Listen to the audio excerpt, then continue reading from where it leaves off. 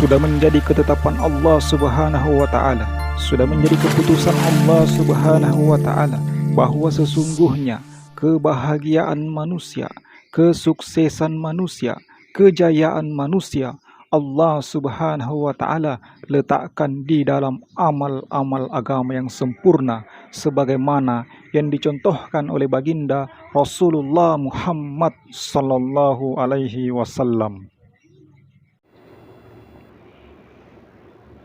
Assalamualaikum warahmatullahi wabarakatuh. Alhamdulillahirrabbilalamin. Wassalatu wassalamu ala rasulil karim, amma ba'd. Sahabat kaum muslimin rahimakumullah, kita ngopi lagi, ngobrol perkara iman. Kali ini kita akan membahas yaitu bagaimana kisah yang sebenarnya yang dialami oleh Alqamah, yang mana mungkin kita biasa mendengar kisah daripada Alqamah, sehingga yang tertanam dalam pikiran kita, di dalam penilaian kita, bahwa Alqamah ini adalah seorang anak yang durhaka kepada ibunya, durhaka kepada orang tuanya, karena Alqamah ini mengalami peristiwa yang luar biasa ketika sakaratul maut, susah mengucapkan kalimat syahadat, sehingga kita mencap bahwa Alqamah adalah seorang anak yang durhaka kepada ibunya. Padahal sesungguhnya ini yang perlu kita pahami. Jangan kita berprasangka buruk kepada Alqamah, supaya kita ini, kehidupan kita ini selamat di dunia dan di akhirat. Karena sesungguhnya Alqamah ini adalah sahabat Rasulullah sallallahu alaihi wasallam. Alqamah ini adalah orang yang berbakti kepada ibunya. Alqamah ini orang yang sayang kepada ibunya, bukan orang yang zalim kepada ibunya, tapi sayang kepada ibunya. Namun memang pada waktu itu ada peristiwa ketika Alqamah ini pulang kerja. Alqamah membawa daripada buah-buahan. Ketika masuk ke dalam rumah, maka ibunya melihat Alqamah membawa buah-buahan, namun buah-buahan itu tidak langsung diberikan kepada ibunya, akan tetapi langsung diberikan kepada istrinya. Namun tujuan daripada Alqamah memberikan langsung kepada istrinya, Alqamah mengatakan ketika memberikan buah-buahan itu kepada istrinya, "Wah istriku, ini buah-buahan dan pisahkan yang terbaik untuk ibu. Jadi berikanlah yang terbaik untuk ibu. Pisahkan buah-buahan ini, cari buah-buahan yang terbaik ini di antara buah-buahan yang lainnya, berikan kepada ibu." Jadi Alqamah niatnya ketika langsung memberikan kepada istrinya, agar dipilihkan buah-buahan yang mana yang terbaik supaya diberikan nanti kepada ibunya. Namun ibunya melihat peristiwa itu, ibunya salah paham bahwa dikira Alqamah ini lebih sayang kepada istrinya daripada dirinya, sehingga disitulah ibunya merasa sakit hati karena dianggap lebih sayang kepada istrinya daripada dirinya. Maka karena ibunya ini merasa sakit hati karena kesalahpahaman ini, sehingga disitulah Allah Subhanahu wa ta'ala menguji daripada Alqamah ini, sehingga ketika di akhir hayatnya Alqamah susah untuk mengucapkan kalimat syahadat. Maka ketika itu ada utusan yang datang kepada Rasulullah sallallahu alaihi wasallam, dipanggil untuk datang kepada Alqamah yang susah mengucapkan kalimat syahadat. Maka datanglah Rasulullah sallallahu alaihi wasallam kepada Alqamah yang ketika itu sedang sakaratul maut, yang susah mengucapkan kalimat syahadat. Maka Rasulullah sallallahu alaihi wasallam melihat pemandangan itu, sehingga Rasulullah sallallahu alaihi wasallam kasihan. Maka Rasulullah sallallahu alaihi wasallam meminta kepada ibunya agar memaafkan Alqamah.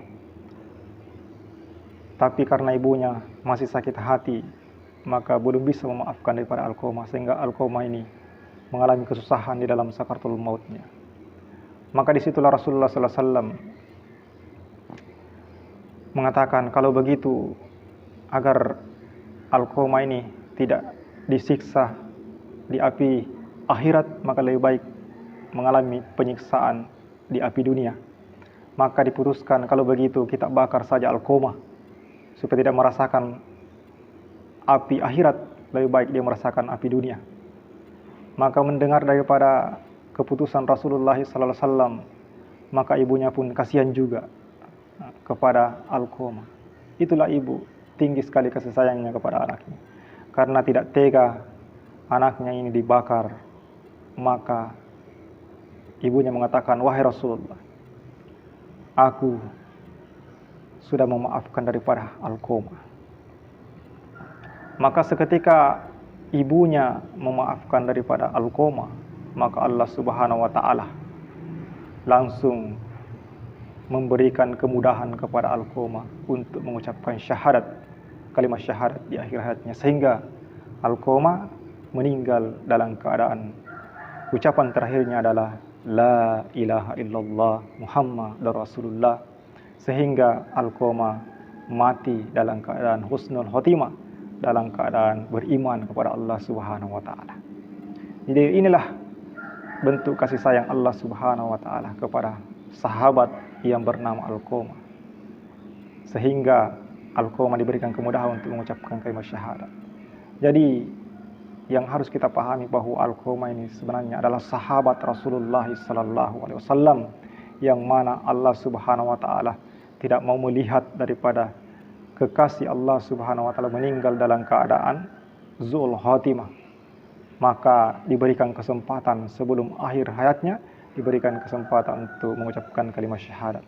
Karena berapa banyak di luar sana orang-orang yang durhaka kepada kedua orang tuanya, mati tidak bisa mengucapkan kalimat syahadat. Tapi Alqamah karena sahabat yang dicintai oleh Allah, maka tidak diberikan kesempatan untuk meninggal dalam keadaan zul khatimah, tapi disayang oleh Allah sehingga diberikan kesempatan sebelum meninggal mengucapkan kalimat syahadat. Jadi kita harus berprasangka bahwa Alqamah itu sebenarnya adalah sahabat Rasulullah SAW, lebih tinggi derajat syurganya daripada para tabi'in, yang mana tabi'in ini adalah sahabat yang hidup di zaman Nabi tapi tidak berjumpa dengan Nabi, akan tetapi Alqamah adalah sahabat Rasulullah SAW yang berjumpa dengan Rasulullah SAW, bisa melihat wajah Rasulullah SAW.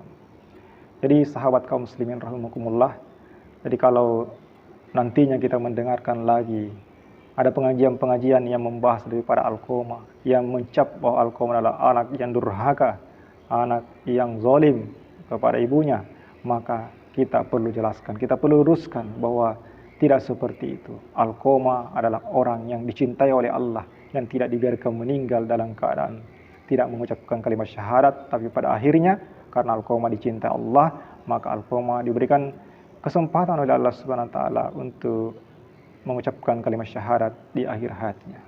Inilah daripada cita-cita kita semua sebagai orang yang beriman. Bagaimana kita memohon kepada Allah Subhanahu wa taala agar di akhir hayat kita diberikan kemudahan untuk mengucapkan kalimat syahadat, yaitu kalimat la ilaha illallah Muhammadur Rasulullah. Amin, amin ya rabbal alamin. Demikian sahabat, kisah ini mudah-mudahan dapat bermanfaat bagi kita semua. Subhanallah bihamdihi subhanalhamdika asyhadu an la ilaha illa anta astaghfiruka wa atubu ilaik. Assalamualaikum warahmatullahi wabarakatuh.